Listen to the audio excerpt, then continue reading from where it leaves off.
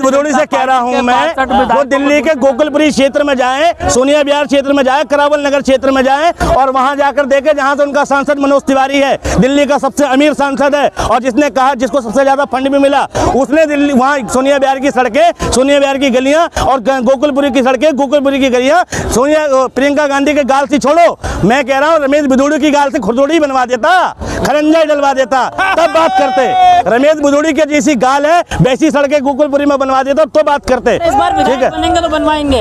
अरे सांसदी का तो टिकट मिला नहीं है, ठीक है, सांसद था ना वो पहले, जहाँ से सांसद था। चलो साउथ दिल्ली की बात कर लो, क्या हाल है शाहीन बाग का, क्या हाल है ओखला का, क्या हाल है अबुल फजल का, ठीक बताओ मुझे, है क्या? नहीं ना। और तुम बात कर रहे हो, और छोड़ो बाबा का बड़ा बुलडोजर चल रहा है, बाबा भी डंके की चोट पे कह रहा हमने ये काम कर दिया वो काम कर दिया। चैलेंज देता हूँ बाबा को और बाबा के विधायक को, नंद किशोर गुर्जर को, लोनी की किसी गली में झाँक के देख ले और लोनी का मेन रोड सहारनपुर रोड जाके देख ले, ठीक है, लोनी के वोटर जब बारिश होती है तो इतना पानी भरता है और वो वहाँ का विधायक मछली मांस की दुकानों पे घूमता फिरता है और नमो भारत ट्रेन में आकर कह रहा है कनेक्टिविटी मिलेगी। दिल्ली में भरता है, दिल्ली में पानी भरता है तो पूरी दुनिया में खबर आती है ना, लोनी की खबर क्यों नहीं है आज तक? चैलेंज चल रहा है 360 चैलेंज इंस्टाग्राम पे। मैं कह रहा हूँ गाजियाबाद की सड़कें बताए ना, बीजेपी के विधायक पूरी सरकार है उनकी, कितनी सड़कें बनवा दी सोनिया गांधी और प्रियंका गांधी के गाल से। अरे मैं कह रहा हूँ रमेश भदौड़ी के गाल से बना दो खुरदोड़ी, तब बात करेंगे। इस देश की आपदा एक ही है, उस आपदा का नाम है भारतीय जनता पार्टी, और कोई आपदा नहीं है इस देश में।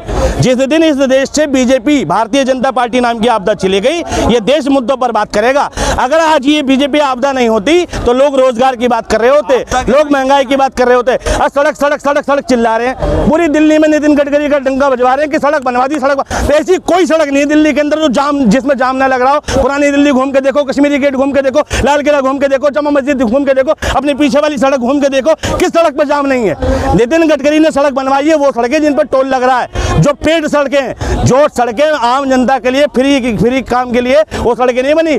जिन सड़कों से उद्योगपतियों का भला होगा वो सड़कें बनाने का काम किया नितिन गडकरी ने और मोदी जी ने। आम जनता के लिए कोई फायदे की बात नहीं करी। कितने पार्क बनवा दिए मोदी जी ने। भाई साहब कह रहे हैं बीजेपी आएगी, एक कारण बताएं दिल्ली में बीजेपी क्यों आएगी? ठीक है, बीजेपी ने, वो केजरीवाल के बातों पर सवाल उठा रहे, बीजेपी ने आज तक अपने जितने वादे किए वो पूरे किए हैं क्या? किए हैं? 500 का गैस सिलेंडर छत्तीसगढ़ राजस्थान में मिलने लगा क्या? बताओ मुझे। और मोदी जी ने कहा था पेट्रोल, मोदी जी का जो बाबा था, क्या नाम है, कोनियाक का क्या नाम, अपने भाई साहब रामदेव बाबा, कि 35-36 रुपए लीटर वाली सरकार चाहिए जिसमें पेट्रोल मिले। ये कौन सी मिल गया क्या? 36 रुपए लीटर। मोदी जी ने कहा था विदेशों से काला धन आ जाएगा, आ गया क्या? डबल हो गया वहां पर।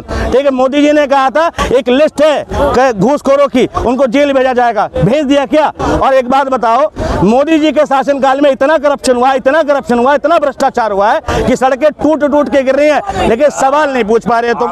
ठीक है, नोटबंदी इतना बड़ा घोटाला था, कह रहे थे अमीर और गरीब बराबर होगा, हो गया क्या? मुझे बताओ, नोटबंदी में अमीर गरीब बराबर हो गया? Modi ji PM care fund में कितना पैसा कमाया, कितना पैसा जनता ने डोनेट किया, उसका हिसाब क्यों नहीं दे रहे आज तक? इलेक्टोरल बॉन्ड में जितना चंदा बीजेपी को आया, क्या किया बीजेपी ने उसका? और कितने हजारों करोड़ के जो अपने शीश महल बनाती फिर रही है, कार्यालय बनाती फिर रही है, वो किसका पैसा है और किसको फायदा मिलेगा? शीश महल की बात तो केजरीवाल के ऊपर उठ रहे हैं। मोदी जी के द्वारा शीश महल की बात उठानी पड़ेगी, इनके पास मुद्दा नहीं बचा। वो शीश महल मुख्यमंत्री आवास है, जो मुख्यमंत्री रहेगा उसको मिलेगा। कल को बीजेपी जीत जाएगी, वो शीश महल उसका हो जाएगा। इमाम साहब, ठीक है, ठीक है। और बात करें सैलरी की, इमामों की सैलरी का दायित्व नहीं मानता मैं किसी का, ना पुजारी ना इमामों का, मैं किसी का नहीं मानता। किसी भी धार्मिक आदमी को तनख्वाह देने का काम सरकार नहीं करे मेरी नजर में, तो सीधी सी बात। और दूसरी बात ये कि भाई मोदी जी ने आज तक 10 साल के शासन में एक चीज बता दे भाई साहब, सोच के, खूब सोच के, मोदी जी की वजह से कोई एक चीज सस्ती हुई हो जो आदमी को रोजमर्रा की जिंदगी में? हाँ, क्या सस्ता हुआ? घी का दूध। आप एक बात ये कह रहे, जो देश आज आंख दिखाते थे भारत को, वो देश अब खरीद नहीं सकता। कौन सा देश आंख? चाइना आंख दिखा सकता है भारत को कि नहीं? चाइना आंख दिखा सकता है भारत को आज की नहीं दिखा सकता? खूब दिखा रहा है, पूरा कब्जा लिया अरुणाचल प्रदेश का हिस्सा, तुम्हें पता ही नहीं है। अच्छा, ये अपने ये मोदी जी के विदेश मंत्रालय की नहीं सुन रहे। चुनाव जो है वो मुद्दों पर होता है, और मुद्दा है रोटी, कपड़ा, शिक्षा, स्वास्थ्य, रोजगार और सुरक्षा। इस मामले, सुरक्षा तो खैर मोदी जी के हाथ में रहेगी क्योंकि केंद्र में वो हैं, और सुरक्षा के मामले में दिल्ली के अंदर मोदी की सरकार बुरी तरह विफल हुई है, क्योंकि दिल्ली के अंदर 15-17 मिनट में एक किडनैपिंग रिपोर्ट हुई है। दिल्ली के अंदर हर आधे घंटे में एक बलात्कार रिपोर्ट हो रहा है और इसका डेटा जो है क्लियर नहीं हो रहा। और होम मिनिस्ट्री का डेटा बार बार कह रहा है कि देश में जो है दिल्ली के अंदर, ठीक है, किडनैपिंग बढ़ रही है, ठीक है। केजरीवाल के काम से बिल्कुल खुश है, लेकिन केंद्र सरकार के काम से 1% खुश नहीं है। मोदी जी के काम से मैं कह रहा हूँ, केजरीवाल ने जैसे स्कूल दे दिए इस देश में दिल्ली को, ठीक है, बीजेपी एक स्कूल नहीं खोल सकती वैसा। पूरे गुजरात में 15 साल मुख्यमंत्री रहने के बाद भी और 10 साल प्रधानमंत्री रहने के बाद भी मोदी जी एक स्कूल नहीं बना पाए, केजरीवाल जैसा।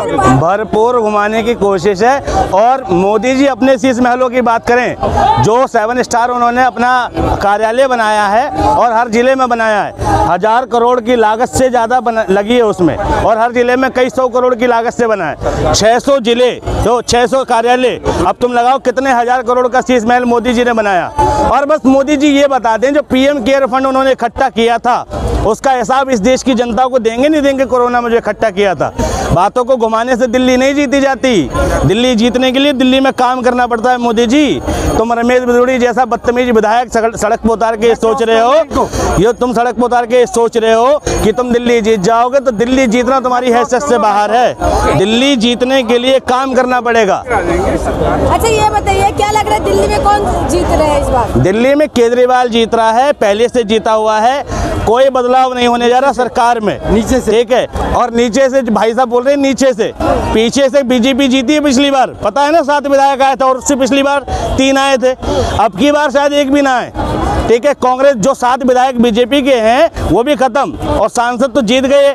भाई कुछ ना कुछ दिल्ली में हेरफेर किया तुमने, लेकिन दिल्ली की जो जनता है ना वो माइग्रेट है, ठीक है, माइग्रेट जनता है।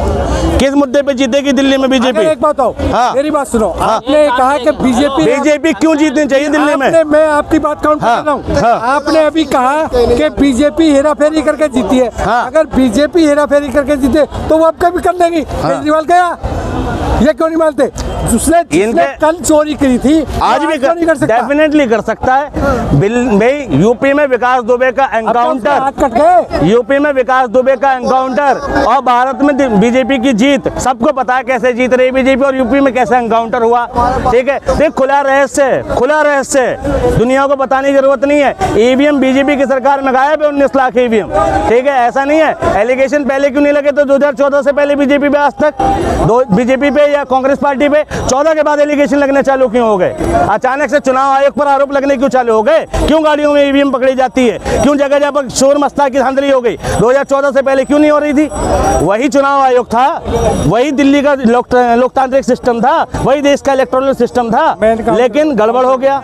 रमेश बिदूड़ी से कह रहा हूँ मैं, वो दिल्ली के गोकुलपुरी क्षेत्र में जाए, सोनिया विहार क्षेत्र में जाए, करावल नगर क्षेत्र में जाए और वहां जाकर देखे जहां से उनका सांसद मनोज तिवारी है, दिल्ली का सबसे अमीर सांसद है और जिसने कहा, जिसको सबसे ज्यादा फंड भी मिला, उसने दिल्ली वहां सोनिया विहार की सड़कें, सोनिया विहार की गलियां और गोकुलपुरी की सड़कें, गोकुलपुरी की गलियां प्रियंका गांधी के गाल से छोड़ो, मैं कह रहा हूं रमेश बिदूड़ी की गाल से खुरदोड़ी बनवा देता, खरंजा डलवा देता, तब बात करते। रमेश बिदूड़ी की जैसी गाल है वैसी सड़कें गोकुलपुरी में बनवा देता तो बात करते, ठीक है। बनेंगे तो बनवाएंगे।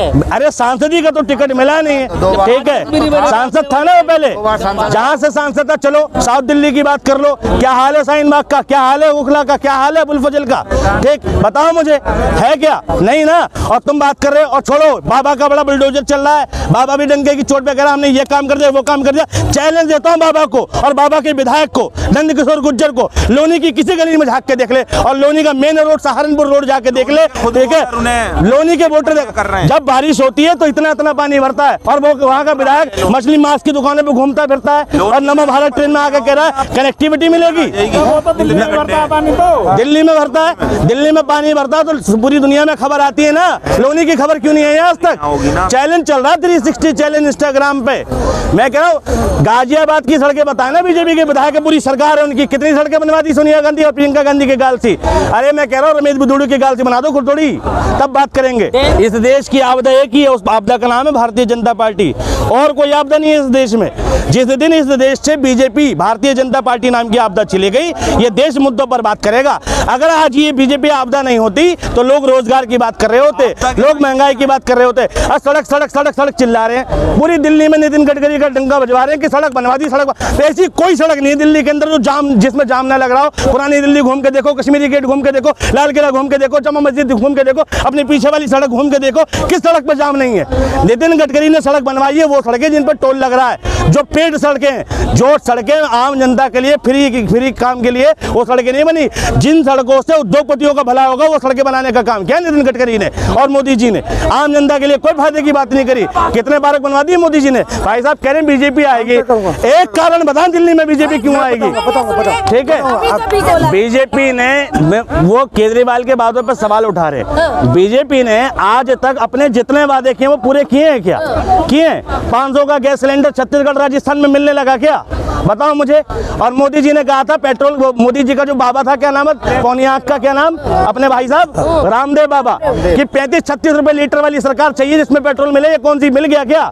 36 रुपए लीटर। मोदी जी ने कहा था विदेशों से काला धन आ जाएगा, आ गया क्या? डबल हो गया वहां पर। ठीक है, मोदी जी ने कहा था एक लिस्ट है घूसखोरों की, उनको जेल भेजा जाएगा, भेज दिया क्या? और एक बात बताओ, मोदी जी के शासनकाल में इतना करप्शन हुआ, इतना करप्शन हुआ, इतना भ्रष्टाचार हुआ है कि सड़कें टूट टूट के गिर रही हैं, लेकिन सवाल नहीं पूछ पा रहे तुम। ठीक है, नोटबंदी इतना बड़ा घोटाला था, कह रहे थे अमीर और गरीब बराबर होगा, हो गया क्या? मुझे बताओ, नोटबंदी में अमीर गरीब बराबर हो गया? Modi ji PM care fund में कितना पैसा कमाया, कितना पैसा जनता ने डोनेट किया, उसका हिसाब क्यों नहीं दे रहे आज तक? इलेक्टोरल बॉन्ड में जितना चंदा बीजेपी को आया, क्या किया बीजेपी ने उसका? और कितने हजारों करोड़ के जो अपने शीश महल बनाती फिर रही है, कार्यालय बनाती फिर रही है, वो किसका पैसा है और किसको फायदा मिलेगा? शीश महल की बात तो केजरीवाल के ऊपर उठ रहे हैं। मोदी जी के द्वारा शीश महल की बात उठानी पड़ेगी, इनके पास मुद्दा नहीं बचा। वो शीश महल मुख्यमंत्री आवास है, जो मुख्यमंत्री रहेगा उसको मिलेगा। कल को बीजेपी जीत जाएगी, वो शीश महल उसका हो जाएगा। इमाम साहब, ठीक है, ठीक है। और बात करें सैलरी की, इमामों की सैलरी का दायित्व नहीं मानता मैं किसी का, ना पुजारी ना इमामों का, मैं किसी का नहीं मानता। किसी भी धार्मिक आदमी को तनख्वाह देने का काम सरकार नहीं करे मेरी नजर में, तो सीधी सी बात। और दूसरी बात ये कि भाई मोदी जी ने आज तक 10 साल के शासन में एक चीज बता दे भाई साहब, सोच के, खूब सोच के, मोदी जी की वजह से कोई एक चीज सस्ती हुई हो जो आदमी को रोजमर्रा की जिंदगी में। हाँ, क्या सस्ता हुआ? घी का दूध। आप एक बात ये कह रहे हैं चाइना आग दिखा सकता है भारत को? आज की नहीं दिखा सकता, खूब दिखा रहा है, पूरा कब्जा लिया अरुणाचल प्रदेश का हिस्सा, तुम्हें पता ही नहीं है। अच्छा, ये अपने ये मोदी जी के विदेश मंत्रालय की नहीं सुन रहे। चुनाव जो है वो मुद्दों पर होता है, और मुद्दा है रोटी, कपड़ा, शिक्षा, स्वास्थ्य, रोजगार और सुरक्षा। इस मामले, सुरक्षा तो खैर मोदी जी के हाथ में रहेगी क्योंकि केंद्र में वो हैं, और सुरक्षा के मामले में दिल्ली के अंदर मोदी की सरकार बुरी तरह विफल हुई है, क्योंकि दिल्ली के अंदर 15-17 मिनट में एक किडनैपिंग रिपोर्ट हुई है। दिल्ली के अंदर हर आधे घंटे में एक बलात्कार रिपोर्ट हो रहा है, और इसका डेटा जो है क्लियर नहीं हो रहा। और होम मिनिस्ट्री का डेटा बार-बार कह रहा है कि देश में जो है दिल्ली के अंदर, ठीक है, किडनैपिंग बढ़ रही है। ठीक है, केजरीवाल के काम से बिल्कुल खुश है, लेकिन केंद्र सरकार के काम से 1% खुश नहीं है मोदी जी के काम से। मैं कह रहा हूँ केजरीवाल ने जैसे स्कूल दे दिए इस देश में दिल्ली को, ठीक है, बीजेपी एक स्कूल नहीं खोल सकती वैसा। पूरे गुजरात में 15 साल मुख्यमंत्री रहने के बाद भी और 10 साल प्रधानमंत्री रहने के बाद भी मोदी जी एक स्कूल नहीं बना पाए, एक स्कूल नहीं बना पाए केजरीवाल जैसा।